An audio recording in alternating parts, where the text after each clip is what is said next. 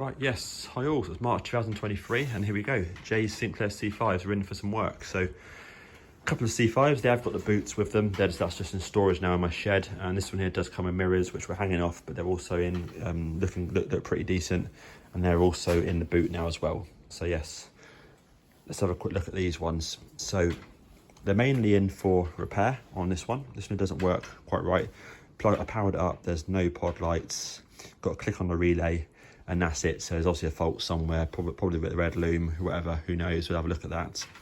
I'm also keen to get rid of that box there as well, put in the quick release connectors straight onto the wiring loom.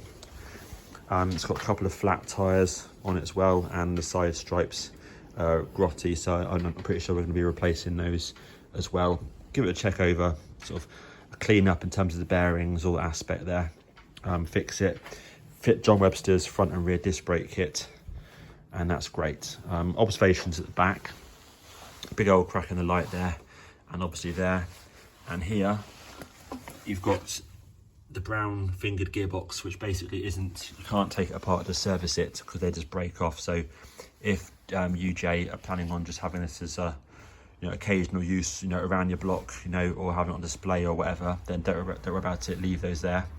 Otherwise, if you plan on using this at some point in the future for sort of, decent runs, definitely look out for the white version of that, because that will just break off, under some weight. That'll just go and that'll just snap off one day soon, and the gearbox will spin around and lose all your drive. So just a point there.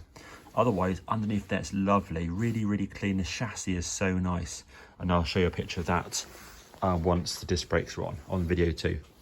On this one here, again, the chassis is also lovely as well on it. Got a nice front light, it's got indicators, mirrors like we said, knackered old side stripes. C5 on there, half a serial number on there. Put the battery in, plugged it in, all the lights come on, they look good, look like they sort of look correct. And once I revved it for a few minutes, the motor started speeding up, which is good news as well. So the motor seems decent. And I know that this one was serviced a number of years ago, so I'll talk to Jay, see if he wants this taken apart and reserviced as well, same as the other one. He might well do, depending if he's using it basically and all that. Really clean all around there, but again you can sort of see it's got some grease on it and stuff, so it might have been looked at more recently. Tyres look good, so we're fitting Jon Webster's front and rear kits on there.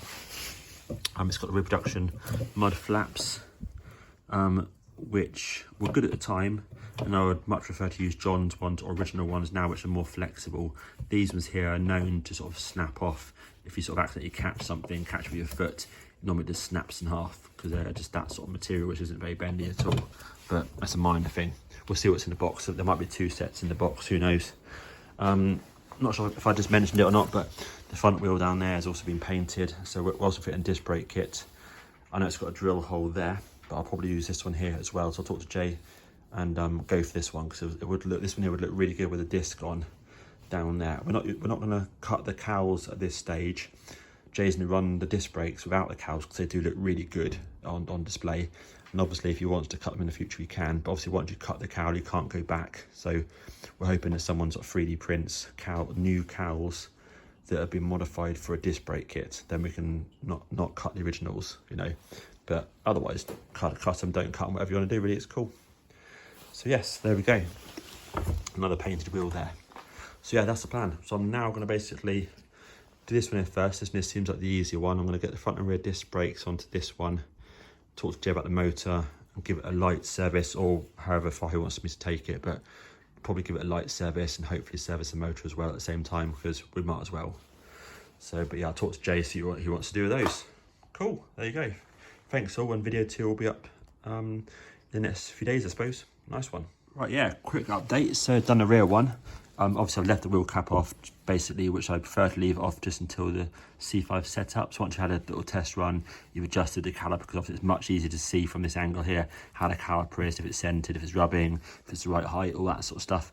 If the center caps, the wheel cap's off, you can adjust it much easier, and then simply just a case of just removing these again, putting the cap back on, adjusting it up, and then your job done. So yeah, lovely. And so you always expect a tiny bit of rubbing, because of course once you sort of adjust it with the lever and stuff, you can get a bit more fine-tuned, but also the disc of course beds in the pad as well. But that is lovely. Really, really nice. Cool. Cheers, John. Love it, love it, love it.